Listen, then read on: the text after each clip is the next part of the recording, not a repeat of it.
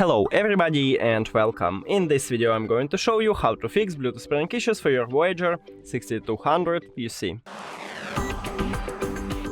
So firstly, make sure that your Bluetooth is turned on, and now click on it at the device list, if it doesn't, to connect your earbuds. Cool. If it didn't help you, we should perform a soft reset. So right here at the right earbud we have this power slider, so just slide up to turn off your earbuds, and after that slide up to turn on it. And we should have connected again. But if you don't want to, also try to click at the device list. Sometimes you don't want to reconnect automatically. Also, if all of these methods didn't help you, I recommend it to remove and add these earbuds. So firstly, let's turn off it by just slide down, and after that click the information icon or settings icon.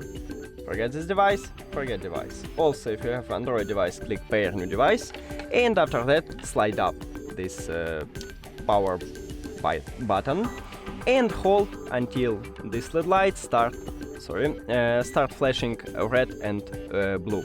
After that you can release your finger and we can see it at the device list, so just click on it. And we did it!